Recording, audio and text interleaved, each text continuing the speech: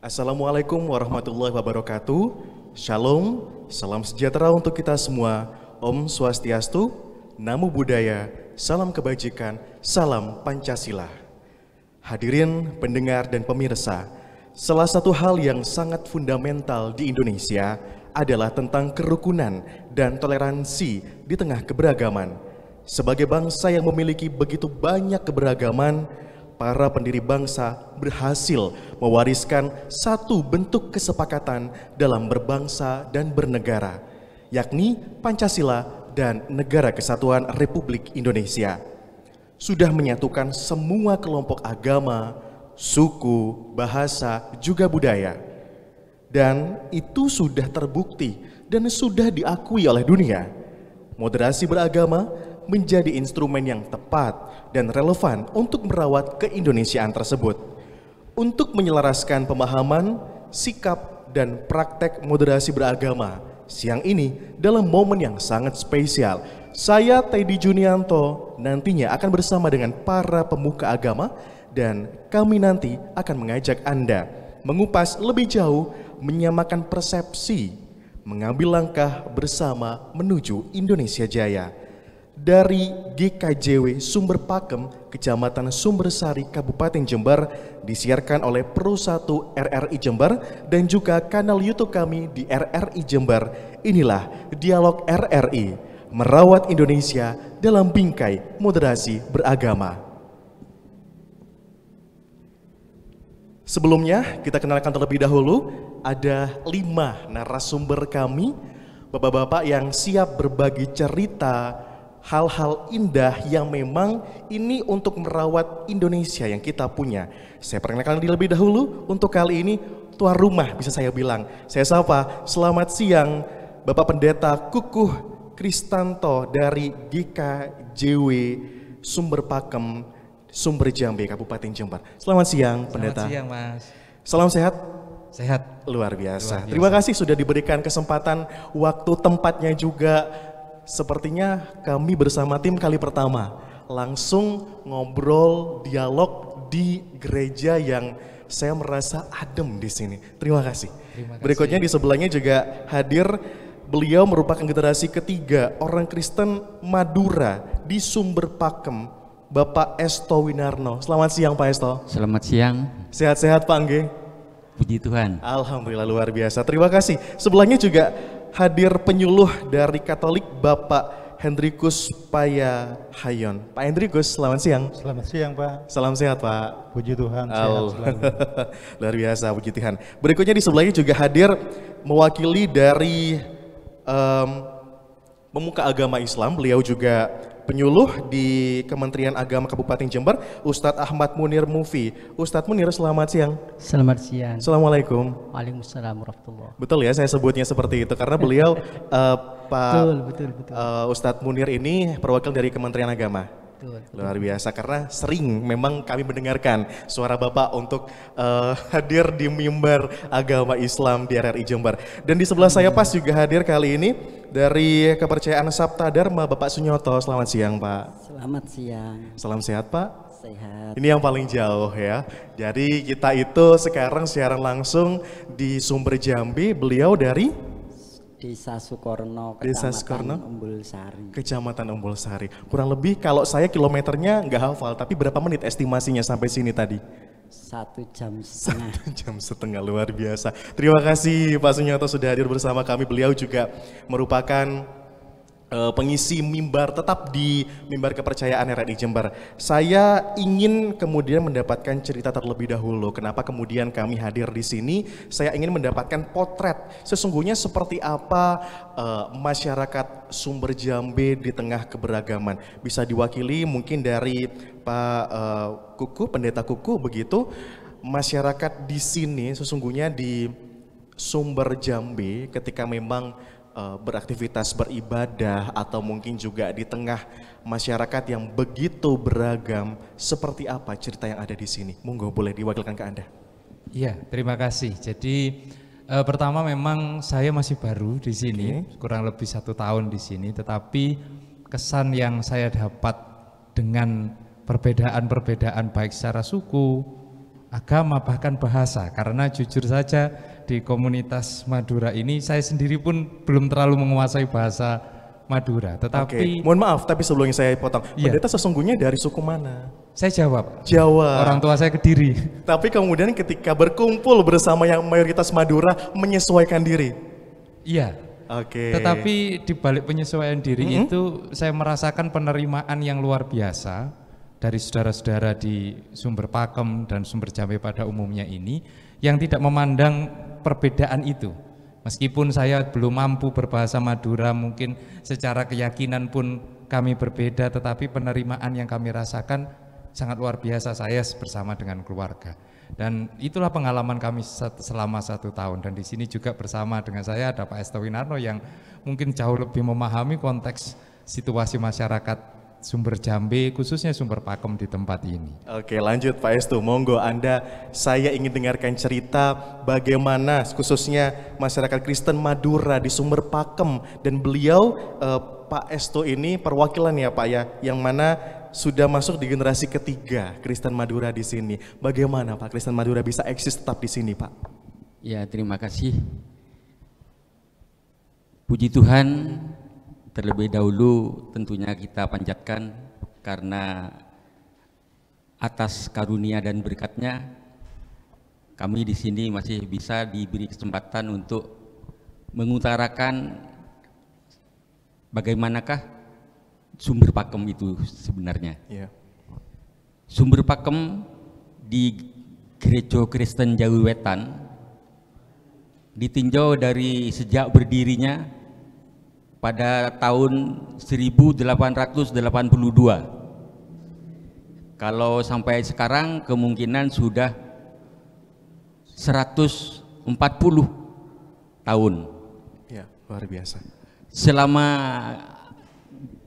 kami di Gereja Kristen Jawi Wetan Jumaat Sumber Pakem berada di tengah-tengah umat Muslim, tetapi selama ini belum pernah ada sesuatu yang tidak diinginkan. Toleransi agama di sini betul-betul diutamakan, sehingga kami walaupun dikatakan minoritas Jemaat Kristen di Sumber Pakem, terutama suku Madura, Ya. di tengah-tengah masyarakat Muslim yang mayoritas, kami tidak merasakan dikucilkan, tapi lebih dari itu kami dianggap saudara. Saudara, itu kata kuncinya Pak Estu nggih? Ya. Baik, saya bergeser kemudian ke Pak Hendrikus. Anda barangkali bisa juga bercerita. Tadi mungkin cerita masyarakat Kristen.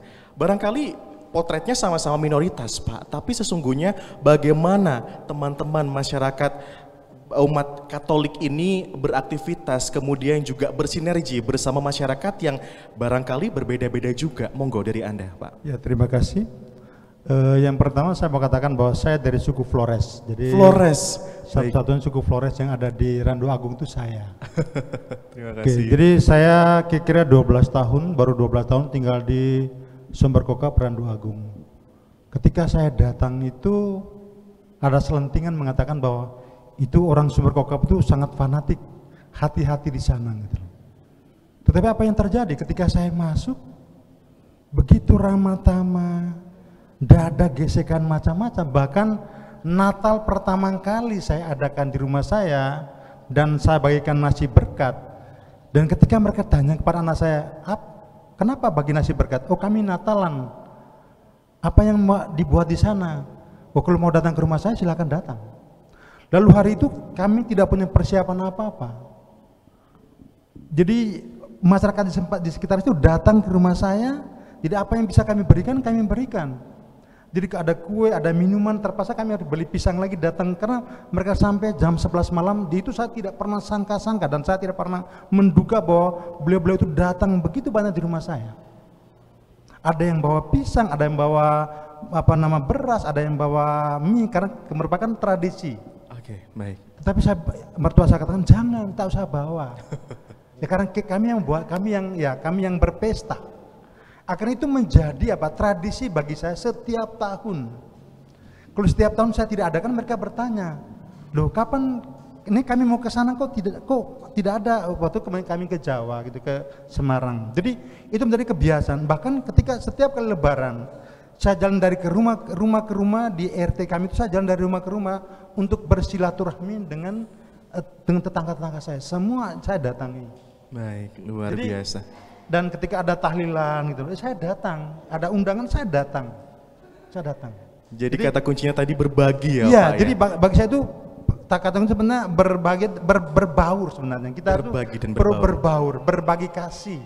Ya. Ya, jadi kita berbagi kasih, berbaur di situ Mas saya. Baik, terima kasih Pak Hendrikus. Kita nanti lanjut lagi karena kebetulan kan ini pas di bulan Desember Pak, Natal tinggal menghitung hari. Saya yakin sudah ada persiapan dari Pak Hendrikus dan juga tetangga-tetangga di sana.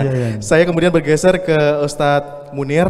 Ini barangkali potret yang kemudian ingin saya dengarkan juga, tidak hanya minoritas tapi mayoritas yang memang saling menghargai menjadi kata kunci juga. Ustadz Munir, bolehkah bercerita bagaimana kemudian dari Kementerian Agama, karena saya tahu bahwa kampanye moderasi beragama ini kan sesungguhnya sudah berlalu beberapa tahun terakhir dan tetap masif diinformasikan kepada semua masyarakat untuk moderasi beragama ini menjadi prioritas. Ustadz Munir, monggo. Terima kasih waktunya. Berbicara masalah moderasi beragama, jadi apa yang disampaikan tadi itu dari saudara-saudara kita menemukan warga muslim di sini ini sangat ramah tamah dan seterusnya. Ini memang sudah bagian dari ajaran Islam. Islam itu moderat. Moderat artinya al-wasthiyah atau tengah. Jadi tidak ekstrim kanan ya atau terlalu berlebih-lebihan dan juga tidak kurang.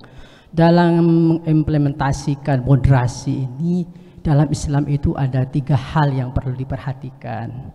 Yang pertama adalah masalah akidah, kepercayaan. Kemudian yang kedua adalah masalah ibadah, ritual, keagamaan. Yang ketiga adalah masalah muamalah ijtimaiyah atau masalah sosial kemasyarakatan. Jadi masalah yang 2 pertama itu masalah kepercayaan dan juga ibadah memang sudah paten ya di dalam Islam itu memang tidak boleh ada campur aduk, dan saya kira semua agama seperti itu. Saya kira semua agama seperti itu. Jadi masing-masing itu wajib meyakini agamanya memang itu yang nanti yang akan mengantarkan kepada kepada yang diridhoinya seperti itu. Kemudian juga masalah ibadah juga seperti itu. Tapi dalam masalah sosial, interaksi sosial, Islam sendiri itu memang sangat toleran ya. Bahkan di dalam Islam itu ada istilah toleransi aktif dan toleransi pasif. Toleransi pasif itu adalah toleransi yang cuman mengakui keberadaan non muslim gitu, non muslim sebagai warga yang memang harus dihormati gitu. Tapi kalau toleransi aktif seperti tadi itu yang digambarkan oleh beliau itu, jadi harus membangun hubungan sosial yang baik, Kalau saya boleh menyampaikan ayat, boleh? Boleh. Oke. Di dalam Al-Quran itu ada begini, la yanhakumullahu anil ladzina lam yuqatilukum fid din wa lam yukhrijukum min diyarikum an tabarruhum wa tuqsitu ilaihim innallaha yuhibbul muqsitin. Allah tidak melarang kalian untuk berbuat adil dan berbuat baik terhadap orang-orang non muslim tanda petik ya, yang tidak memerangi, tidak memusuhi. Dan juga Allah mencintai orang-orang yang berbuat adil. Di sini ada kata kunci itu al-birruh, berbuat baik ya. Jadi Dr. Yusuf Al-Qaradawi itu dalam bukunya mengatakan al-birruh itu adalah kata-kata yang mengandung kebaikan yang sangat luas cakupannya. Jadi hal-hal yang berhubungan dengan kemasyarakatan, sosial, itu bisa dilakukan berinteraksi dengan non muslim apapun itu bentuknya. Yang penting tidak ada hubungannya dengan masalah keyakinan dan juga masalah ibadah. Oleh karena itu maka yang ditemukan oleh saudara-saudara kita di sini seperti itu memang sudah ajaran agama kita gitu. Oke. Ya, terima kasih. Terima kasih Ustadz Munir, karena memang kedamaianlah yang kita cari. Mau cari apa sesungguhnya? Kalau kita semuanya di sini juga sama-sama di satu negara yang memang majemuk dan kita makannya juga sama, mayoritas semuanya saya yakin makan nasi ya kan, sama gitu kan, kita nggak ada beda. Tapi kemudian saya coba ingin juga dengarkan dari Kepercayaan Sabta Dharma diwakili Pak Sunyoto kali ini. Pak Sunyoto yang memang tinggal di Desa Pancasila, tepatnya di Kecamatan Umbul Sari, betul ya Pak? Kita ingin dengar cerita juga di sana yang masyarakatnya memang dalam satu desa itu beragam. Monggo Pak Sunyoto, bagaimana cerita di sana? Terima kasih atas waktunya. Jadi sebelum lebih lanjut saya juga berterima kasih kepada pihak gereja yang memberikan kesempatan kepada kami untuk hadir acara siang hari ini. Jadi kami selaku penghayat kepercayaan, kebetulan kami dari Sabta Dharma, kami berasal dari Desa Sukorno. Puji syukur Sukorno tahun masa pemerintahan Bupati Ibu Faida mendapat anugerah sebagai Desa Pancasila. Dan di Desa Sukorno atau di desa kami itu terdiri dari bermacam agama. Jadi 5 agama ada dan 1 kepercayaan. Tapi tempat ibadah yang ada itu tiga agama, dari Islam, Hindu, dan Katolik. Kalau dari Kristen belum ada. Terus sekarang puji syukur juga di tahun ini kami penghayat kepercayaan Sabta Dharma mendapatkan izin dari pemerintah daerah, dan tahun ini juga tempat kegiatan kami bisa diresmikan langsung dari direktorat. Kemarin diresmikan secara langsung dari direktorat kepercayaan.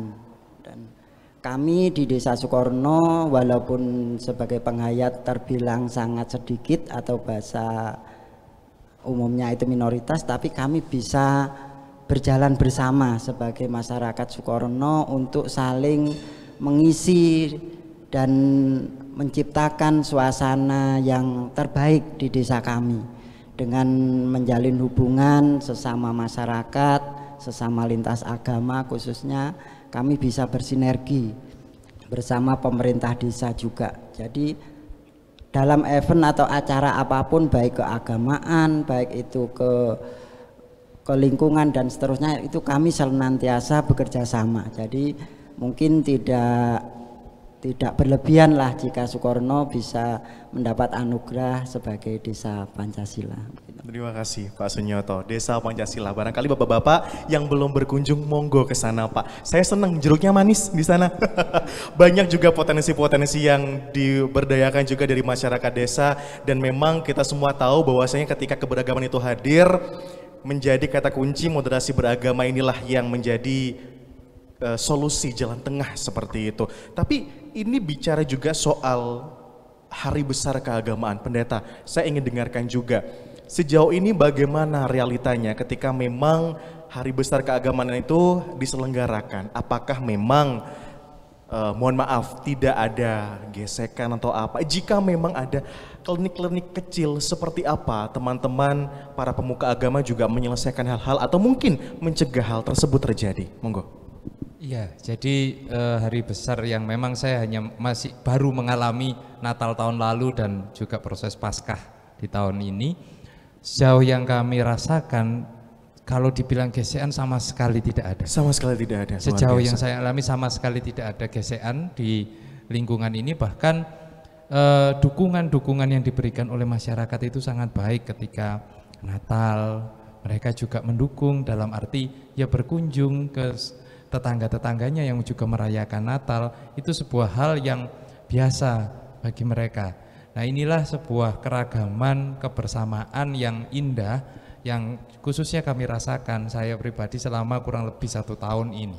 Nah, itu yang kami rasakan di sini. Baik, kemudian cerita dari Pak Estu barangkali ingin melengkapi juga Hari Besar Keagamaan yang diselenggarakan sejauh ini, bagaimana Pak cerita-ceritanya? Ya, terima kasih. Setiap hari raya yang kami rayakan, terutama seperti hari raya Natal, Paskah, dan yang lainnya, selama kami merayakan perayaan-perayaan tersebut seperti yang disampaikan oleh Bapak Pendeta, tidak ada sesuatu yang menghalang-halangi, mengacau dan sebagainya. Bahkan beliau-beliau dari para bapak-bapak dari Muslim diundang ke tempat ini, beliau juga hadir, ikut memberikan spot kepada kami warga Jemaat di Sumber Pakem. Karena khususnya di Jemaat Sumber Pakem ini mempunyai semboyan. Dalam bahasa daerah Madura, Odi Rokon Ateretanan Posa Paneseran. Apa itu Pak artinya? Hidup rukun penuh dengan kasih. Itu kalau dalam bahasa Indonesianya. Itu yang menjadi pedoman jemaat di Sumber Pakem.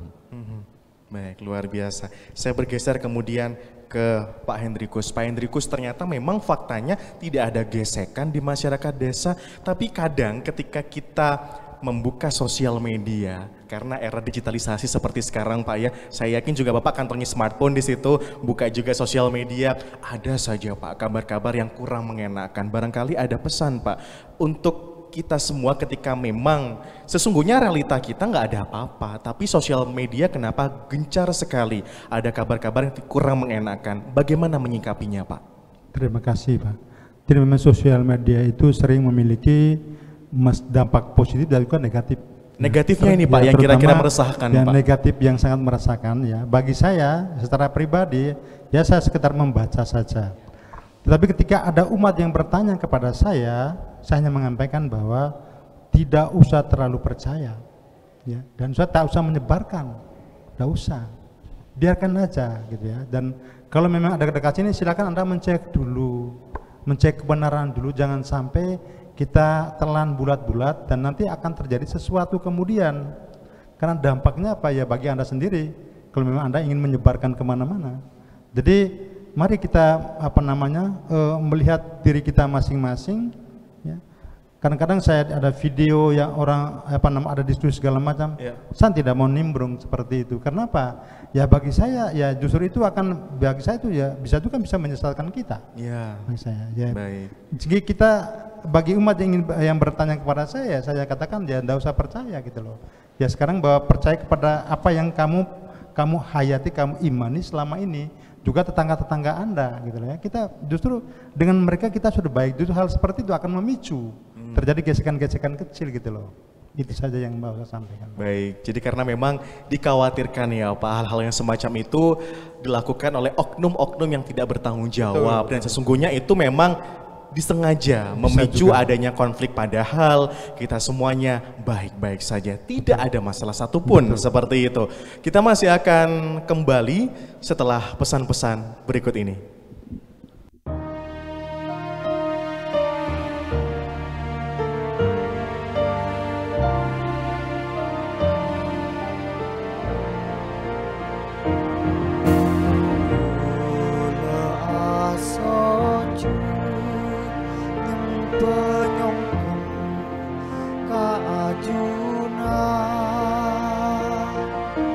Sami saroju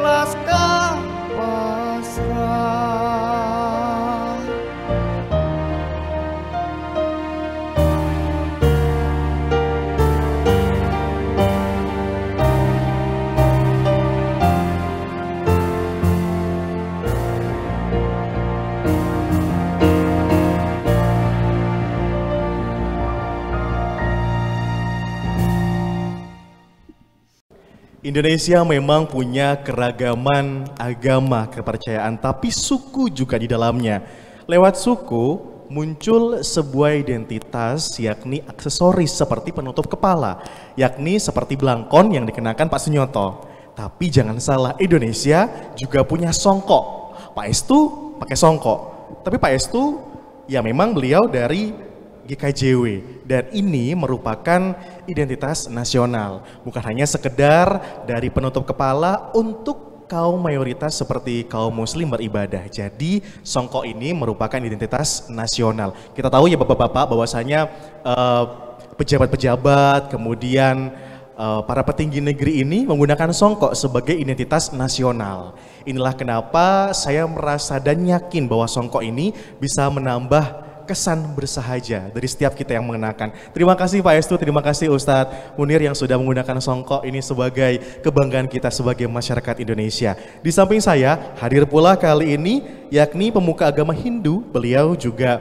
pengisi dari mimbar Hindu di Pro 1 RRI Jember, Mangku Inungah Sukarya. Selamat siang Pak Engah. Selamat siang. Sehat-sehat Pak Engah? Sehat-sehat. Sepertinya tadi agak macet ya Pak ya, makanya baru bisa bergabung bersama kami di kesempatan ini. Pak Nengah bicara soal Hindu di Jember. Kita memang tahu bahwasannya ini Jawa bukan Bali. Identiknya Hindu itu di Bali, tapi ketika memang ke-Bali-Balian itu muncul di Jember, seperti apa sih Pak cerita di sini? Apakah memang betul masyarakat Hindu di sini dihargai, kemudian juga bersinergi, berkolaborasi, bersatu dengan segala keberagaman yang ada? Silakan Pak Nengah. Terima kasih. Memang saya sudah lama di Jember, mulai tahun 81, 80 sampai sekarang. Memang awal memang saya masuk Jember ini melihat agama Hindu itu tidak sama dengan Bali. Mengapa demikian?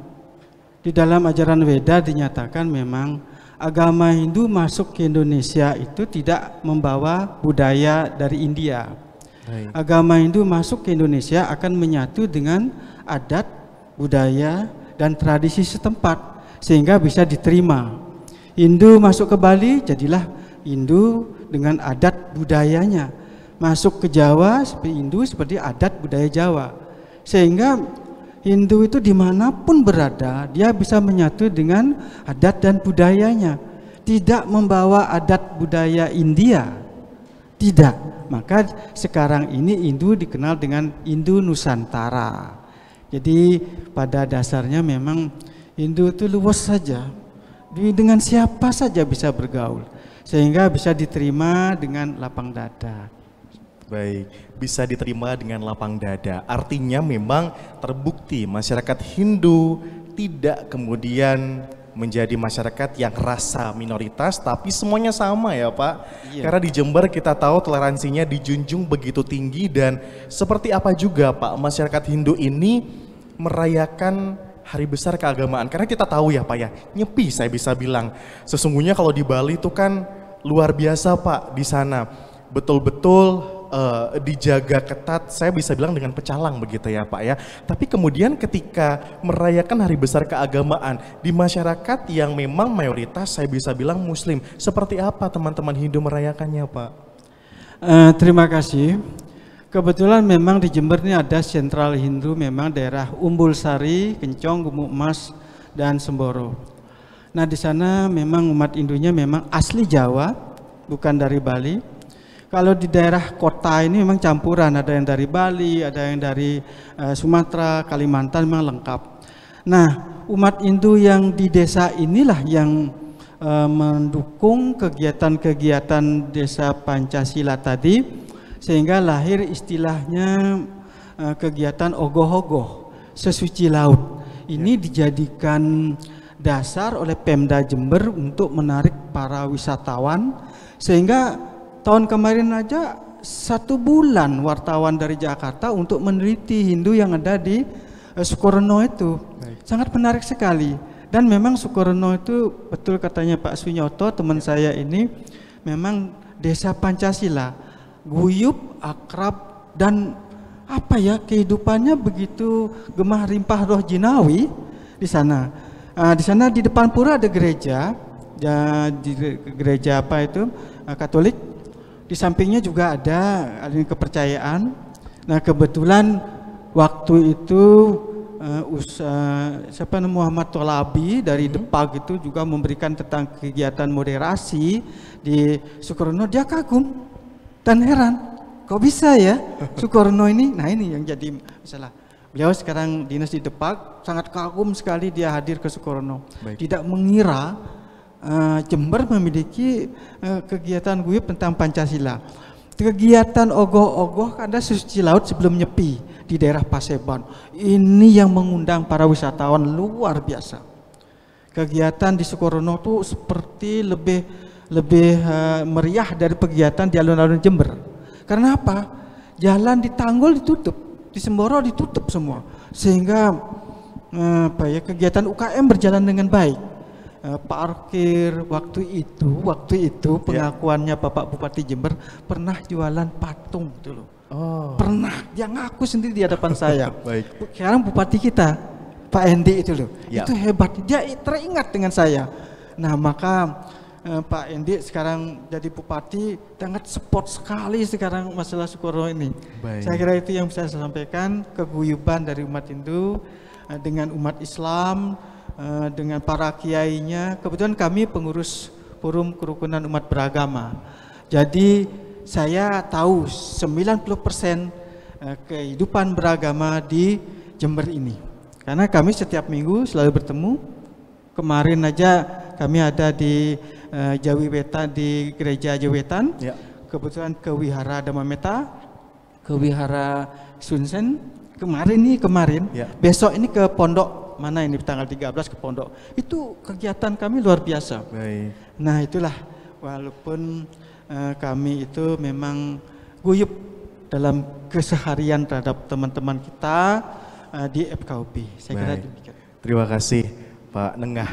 Saya tertarik soal cerita safari ke tempat ibadah, yang ternyata memang tempat ibadah tadi itu terbuka untuk siapapun, termasuk saya bersama tim di RRI yang saat ini melakukan dialog di GKJW Sumber Pakem Sumber Jambi Jember. Saya kemudian langsung menuju ke Pendeta Kukuh, melihat bahwasannya rumah ibadah ini ternyata yang peruntukannya tidak hanya terkhusus untuk umat dari GKJW. Bagaimana sesungguhnya teman-teman memposisikan diri bahwa rumah ibadah ini terbuka untuk siapapun, begitu?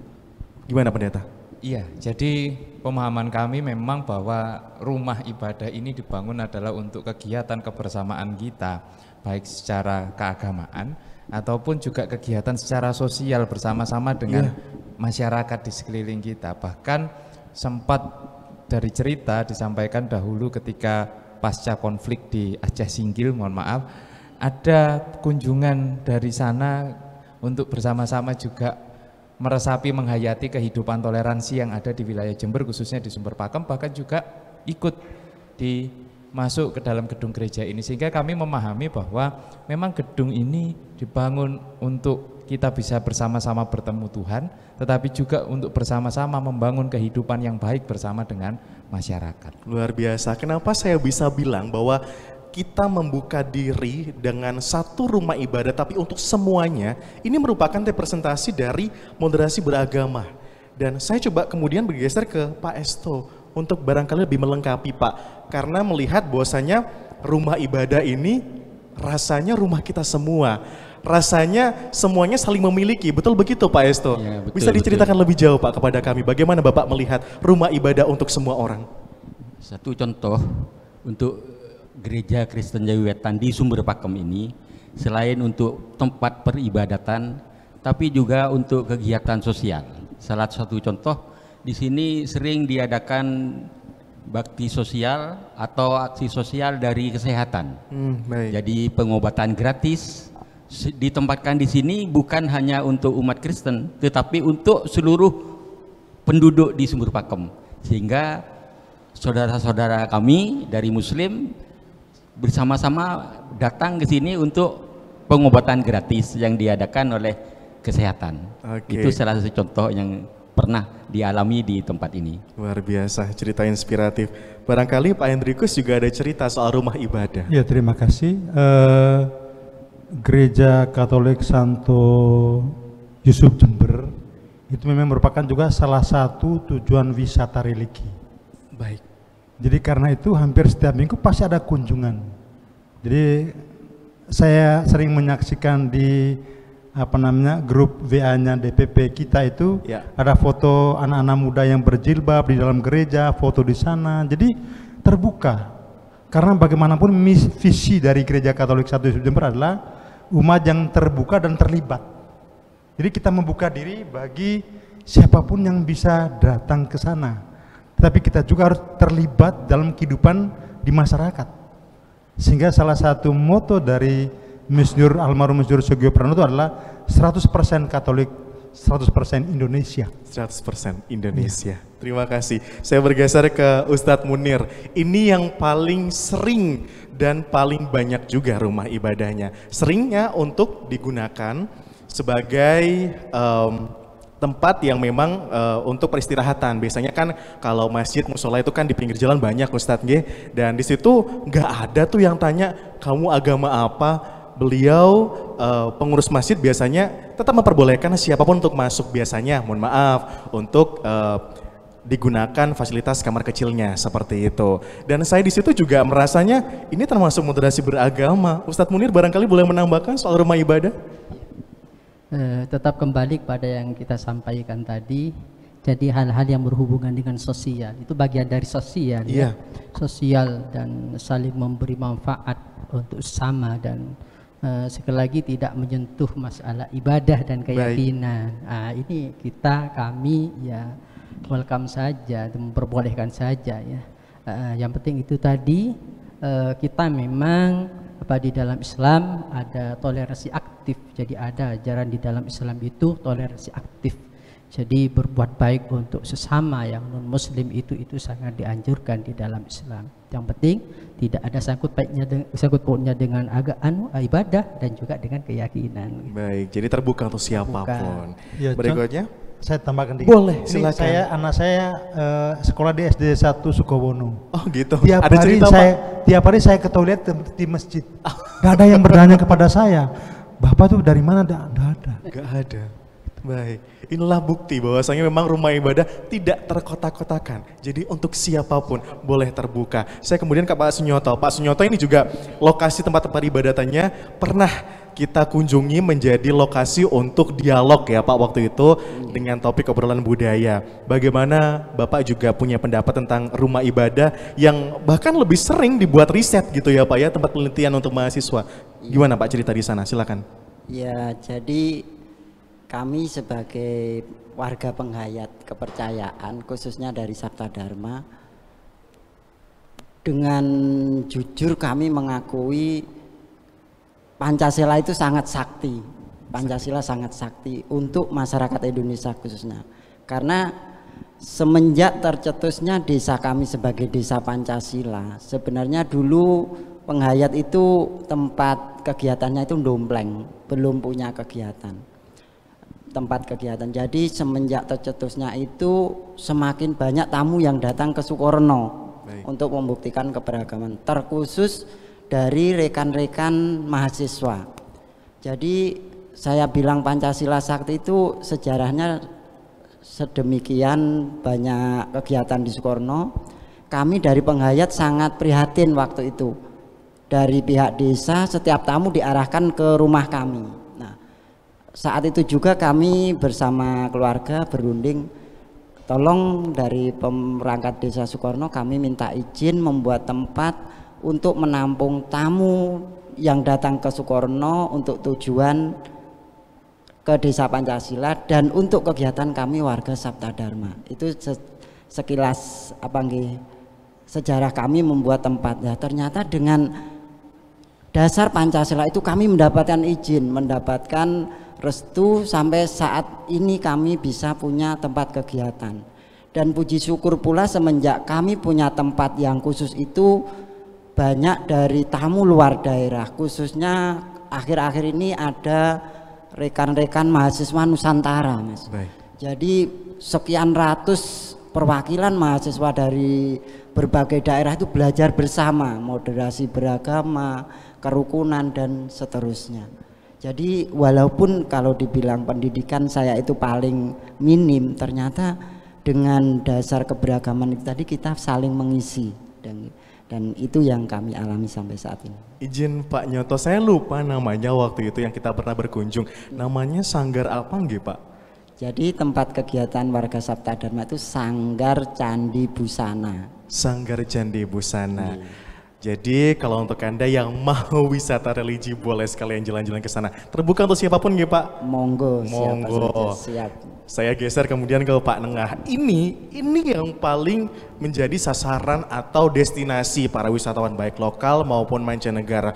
Pura selalu menarik estetik dan ketika kita bersuah foto di sana, rasanya itu semua ingin singgah ke sana. Tapi ingat di sana juga ada batas suci, mirip lah Pak ya dengan masjid ataupun tempat peribadatan lainnya begitu. Tapi saya ingin tahu juga mengapa kemudian masyarakat Hindu ini juga sangat terbuka Pak dengan kunjungan-kunjungan dari umat non-Hindu yang memang inginnya berwisata, sekedar ingin tahu seperti apa aktivitas masyarakat Hindu.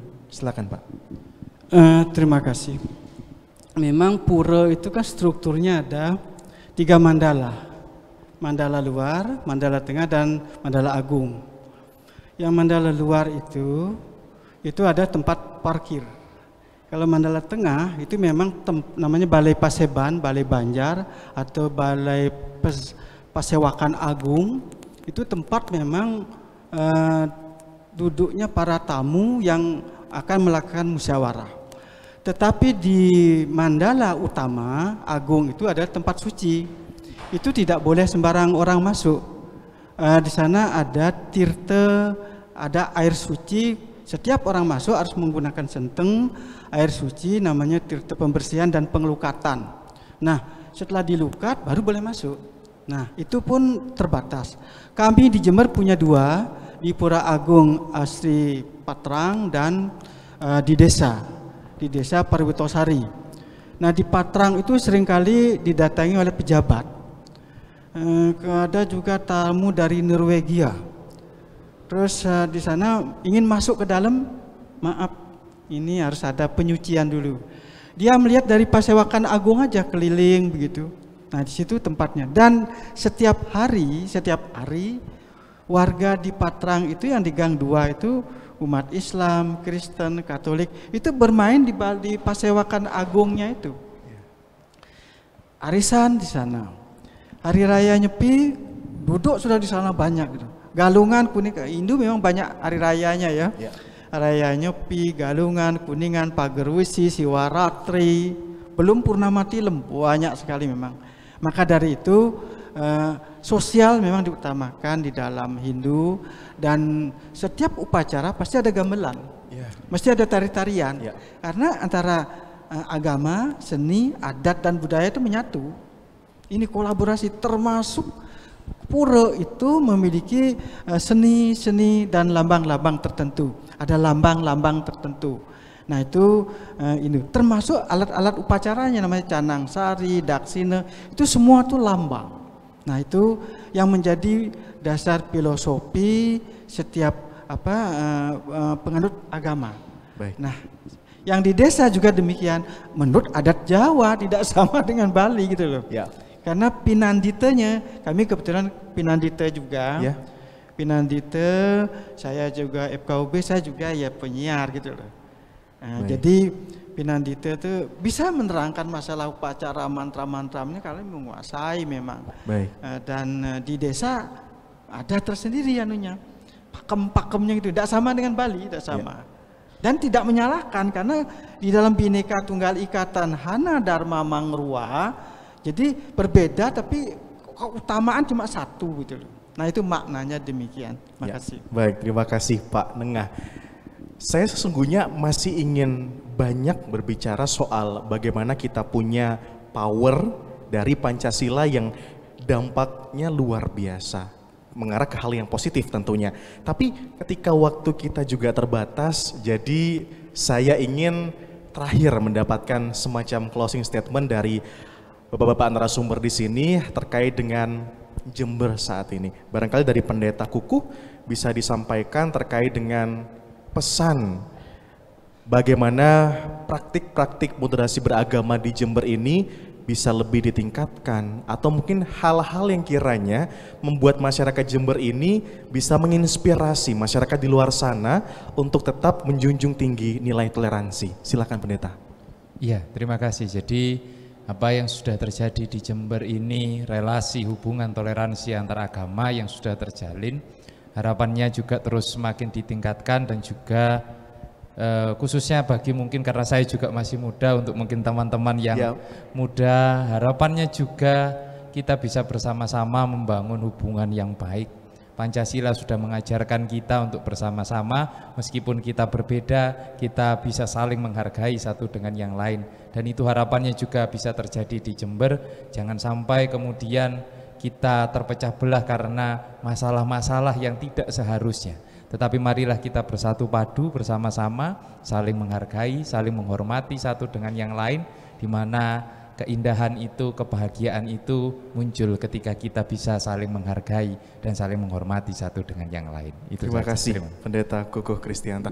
Saya kemudian bergeser ke Pak Esto Winarno. Pak Esto, dari Anda, pesan yang ingin disampaikan dari Jember untuk Indonesia, karena saya melihat Madura yang mayoritas Muslim tapi ternyata masih eksis masyarakat yang minoritas, tapi tetap juga bisa berkolaborasi, bekerja sama teman-teman Kristen Madura di Sumber Pakem khususnya. Pesan untuk kita semuanya, monggo Pak Esto. Ya, terima kasih. Selama kita masih bersama-sama, kita berharap untuk selamanya selalu bersama-sama. Kepada para kaum muda, terutama di Kabupaten Jember yang telah disponsori atau diajak oleh Bapak Bupati, kebersamaan tidak akan punah selama kita masih bersama-sama, sehingga kebersamaan itu tetap berjalan sampai kapanpun, karena dengan kebersamaan segala sesuatu yang berat pasti akan menjadi ringan. Yakin berarti Pak Esto ya, bagaimanapun orang Jember khususnya Reng Medur in Jember tetap rukun dan sentosa selamanya. Ya. Optimis Pak ya. Saya melihat senyum mereka dari Pak Esto ini, rasanya senyum-senyum yang memotivasi generasi muda juga bisa seperti jejak yang telah dilakukan kiprah oleh Pak Esto hingga sampai saat ini yang sudah masuk generasi ketiga. Terima kasih Pak, sehat terus Pak Esto. Ya. Berikutnya ke Pak Hendrikus, pesan dari Anda Pak, silakan. Terima kasih. Jadi toleransi itu akan tetap kuat kalau kita membangunnya berdasarkan budaya kasih. Jadi bagi saya budaya kasih itu adalah landasan yang paling kuat dalam merajut ya toleransi, kebersamaan, saling menghargai dan saling menghormati di antara anak bangsa. Itu saja Pak. Kasih. Karena saya suka juga Pak kalau menyebutnya itu kan di antara kita tidak hanya yang terhormat tapi juga yang terkasih. Itulah kenapa rasa kasih ini membalut kita dalam satu untayan, kita akan terus bersama. Terima kasih Pak Hendrikus. Kita akan tetap bersama Pak di lain kesempatan mungkin. Saya bergeser ke Ustadz Munir, dari Anda, toleransi beragama, moderasi beragama yang sampai saat ini kepanjangan tangannya lewat Kementerian Agama Kabupaten Jember, kampanye positif ini yang harus terus dilakukan. Apa kemudian pesan dari Anda, Ustadz? Terima kasih. Dalam konteks moderasi beragama, kita harus pahami bahwasanya konsep ini sangat berharga bagi kita untuk merawat kebinekaan kita. Jadi Indonesia ini merdeka tahun 45 itu merupakan anugerah dari Allah Subhanahu wa taala, dan juga bagian dari anugerah dari Allah. Allah menciptakan Indonesia ini dengan beragam suku, bangsa, dan juga kami ini memang sudah kehendak Allah. Jadi tidak bisa dipaksakan harus satu keyakinan, harus satu budaya, satu suku dan seterusnya, tidak.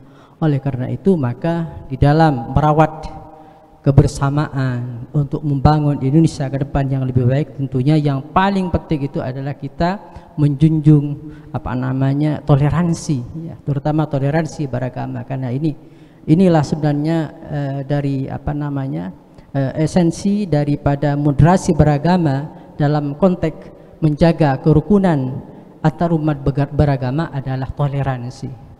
Jadi toleransi itu benar-benar harus benar-benar mewarnai kehidupan masyarakat Indonesia demi menjaga keutuhan bangsa Indonesia tercinta ini. Terima kasih Ustadz Munir. Berikutnya saya bergeser ke Pak Sunyoto. Pesan dari Anda. Jadi memang ketika kita tahu Jember ini miniatur Indonesia, apa yang kira-kira bisa dipetik dari Jember untuk masyarakat senusantara? Silakan Pak. Ya. Jadi kita sangat bersyukur sekali sebagai masyarakat Indonesia, khususnya masyarakat Kabupaten Jember yang bermacam-macam pemeluk agamanya, kepercayaannya, dan kita juga berasal dari berbeda suku, ras dan segala macam. Akan tetapi untuk menjaga itu semua tetap lestari, tetap indah, ibarat bunga di taman, kita mari bersama-sama saling rukun, saling menghargai dan saling bertoleransi. Kalau kami sebagai warga penghayat Sabta Dharma telah dibekali semboyan dari Allah Yang Maha Kuasa yang berbunyi, di mana saja kepada siapa saja warga Sabta Dharma harus bersinar laksana surya. Jadi kami dituntut untuk dimanapun kami berada saat itu, berikanlah sinar walaupun sekecil apapun yang bisa menerangi dimanapun kita berada saat itu. Terima kasih.